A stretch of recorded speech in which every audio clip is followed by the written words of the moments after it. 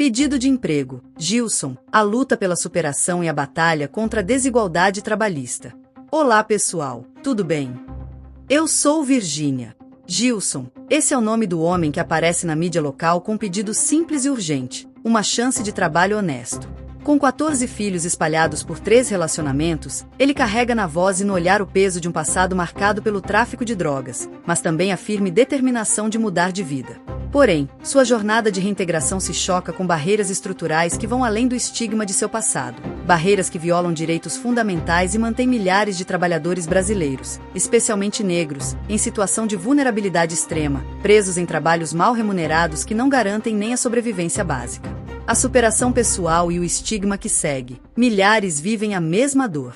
Eu já vivi no mundo das sombras, onde o dinheiro vem fácil, mas o preço é alto, conta Gilson, sentado na soleira da casa de sua irmã em Salvador. Hoje, vejo meus filhos crescendo e sei que não posso deixar que eles sigam o mesmo caminho. Preciso mostrar que existe outra forma de viver. Ele não é o único. Milhares de pessoas em todo o Brasil, maioria delas negras, vindas de comunidades periféricas ou áreas rurais, se impõem diariamente na luta por uma vaga de emprego. Muitas chegam a chorar na câmera das emissoras de televisão, expondo sua dor pública em busca de qualquer oportunidade. Homens e mulheres que nunca tiveram acesso à educação de qualidade, que cresceram em meio à pobreza e à violência, e que enfrentam um racismo estrutural que os exclui sistematicamente do mercado de trabalho formal, condenando-os a atividades com baixíssimos rendimentos.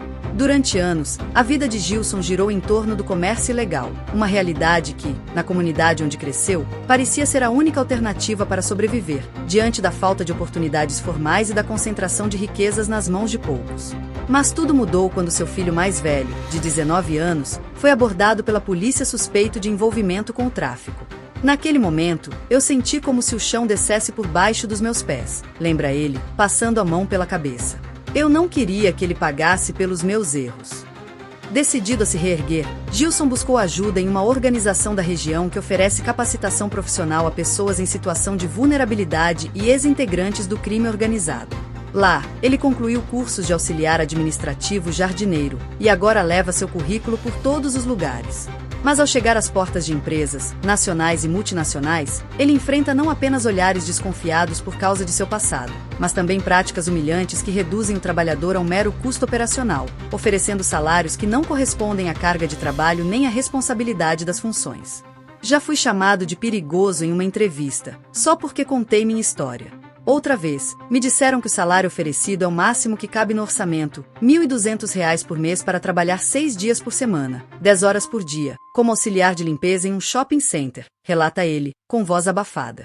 Não dá para pagar nem o aluguel de um quarto pequeno, quanto mais alimentar 14 filhos.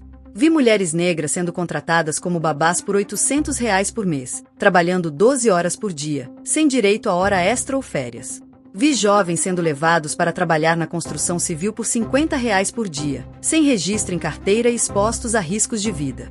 A gente não é respeitada em seus direitos. A gente é tratada como se precisasse agradecer por poder vender a nossa força de trabalho por quase nada. Muitos desses trabalhadores negros relatam episódios de humilhação diária, serem chamados por apelidos em vez de seus nomes, serem atribuídos apenas às funções mais pesadas e mal pagas, serem vigiados com mais rigor do que colegas brancos, e serem os primeiros a serem demitidos quando as empresas anunciam cortes. Mesmo com qualificação, eles enfrentam um tecido de preconceito que permeia todo o mercado de trabalho brasileiro, sendo direcionados para setores como limpeza, segurança, agricultura familiar e serviços domésticos, áreas que concentram 70% dos empregos mal remunerados do país, com salários abaixo de R$ 1.500 por mês. Barreiras legais e estruturais. A lógica que mantém o trabalho escravo e a subremuneração. A situação de Gilson e de tantos outros não é isolada. A legislação trabalhista brasileira, apesar de ter avanços históricos como a consolidação das leis do trabalho, CLT, e de ter sido uma das primeiras do mundo a criminalizar o trabalho escravo, sofre constantes flexibilizações que favorecem o acúmulo de lucros bilionários por parte de grandes corporações.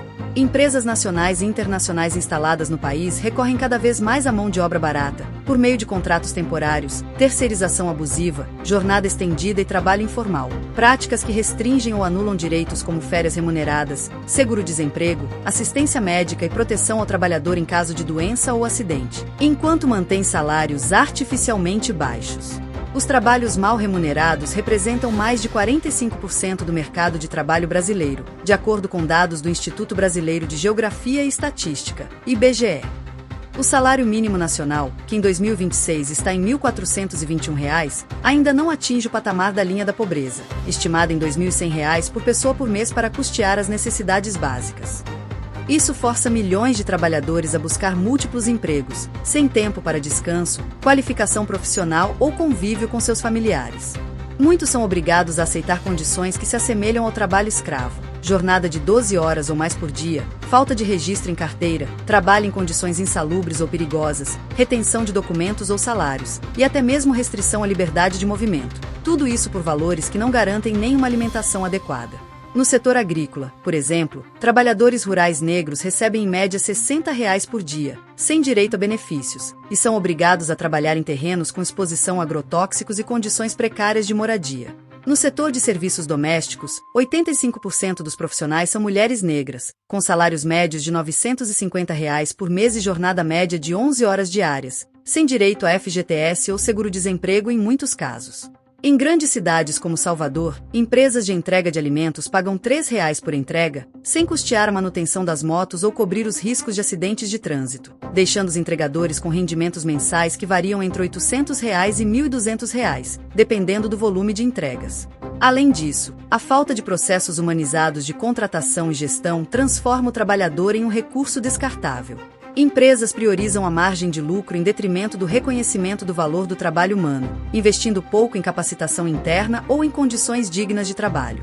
Para piorar, as fiscalizações do Ministério do Trabalho e Emprego são insuficientes e muitas vezes enfrentam resistência por parte dos empresários, que usam recursos judiciais para adiar ou anular penalidades por violações às leis trabalhistas. Nos últimos 2 anos, apenas 12% das empresas autuadas por pagar salários abaixo do mínimo nacional foram efetivamente multadas. Essa realidade não é nova, remete à lógica feudal e ao império colonial, quando trabalhadores negros eram tratados como servos ou escravos, com seus corpos e vidas submetidos aos interesses dos senhores de terras ou comerciantes. Hoje, sob a lógica capitalista, essa estrutura se reproduz de forma mais dissimulada, mas com os mesmos efeitos: a exploração do trabalho para garantir lucros exorbitantes, enquanto a maioria da população luta para sobreviver. Muitos trabalhadores são obrigados a aceitar condições precárias por medo de ficar desempregados, perpetuando um ciclo de dependência e violência contra seus direitos fundamentais.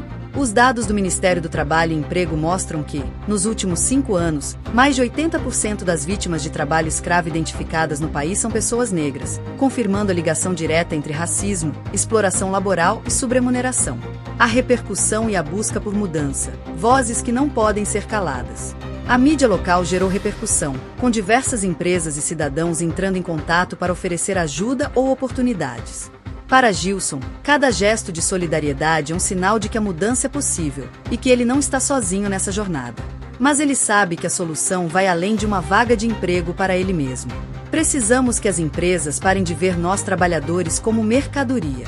Precisamos que a lei realmente proteja quem trabalha, que os salários sejam dignos e que haja oportunidades para todos, inclusive para quem errou e quer se redimir, afirma Gilson, com voz firme. Mas também precisamos que o racismo no mercado de trabalho seja combatido de verdade. Os negros não podemos continuar sendo os últimos a ser contratados e os primeiros a serem demitidos, presos em trabalhos que não pagam nem para viver. Meus filhos não podem crescer em um país onde o trabalho honesto não vale nada, especialmente se você for negro. Juntamente com outros trabalhadores, ele já participa de um movimento comunitário que luta por direitos trabalhistas e contra o racismo estrutural. Eles realizam assembleias, distribuem material informativo sobre direitos dos trabalhadores e pressionam por políticas públicas que garantam acesso à educação, saúde e emprego digno para todos os cidadãos, independentemente de cor, origem ou passado. O grupo também busca parcerias com empresas que se comprometem a pagar salários justos, registrar seus funcionários em carteira e oferecer condições de trabalho humanizadas, mostrando que é possível fazer negócios com responsabilidade social.